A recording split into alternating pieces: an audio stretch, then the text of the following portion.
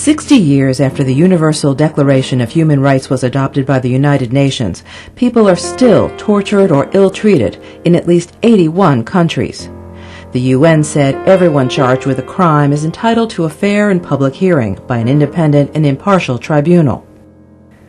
But in 2008, at least 54 countries were still conducting unfair trials.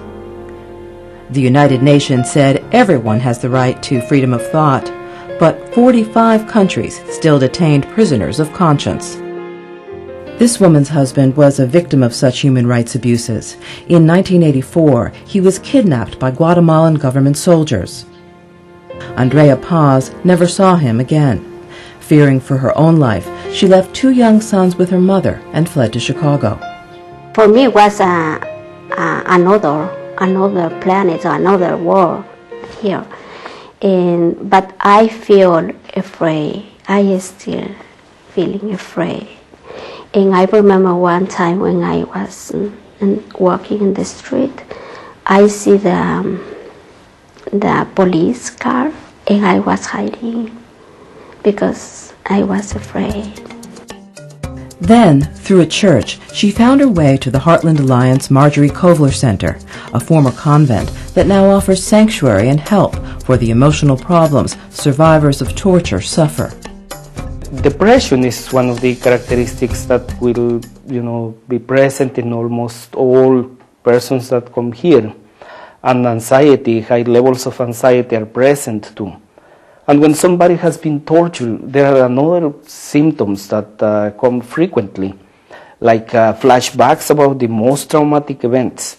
I have hard times, depression times, because my sons, they was in Guatemala.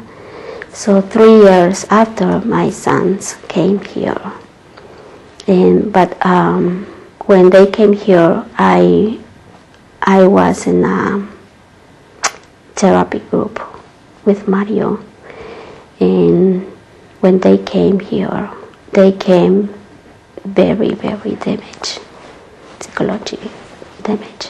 And we have art therapy, and that was a wonderful help for them. I think we are lucky because we found that big help. In addition to therapy, Andrea got legal assistance from Heartland, winning political asylum and securing important social services. And like many other survivors, she found friends here. Heartland Alliance offers activities designed to foster community, working in an organic farm, cooking and sharing food, and beekeeping. We have in the roof of this building the hives, and so people come that then many of them have bees in their countries and they miss that part, so they help to take care of the bees, and they come to help for the harvest, and then the honey is shared among participants. As stability and self-esteem begin to come back, people like Andrea feel empowered. Her husband was forcibly disappeared during the conflict in Guatemala, and during the years the government refused to give information about the whereabouts of her husband. And now she's trying to get justice. So her case just lately was accepted to be reopened in the Guatemalan court system. And for us it's very, very important, because in Guatemala is more than 45,000 of disappeareds, and they don't give any information about what happened and why they killed.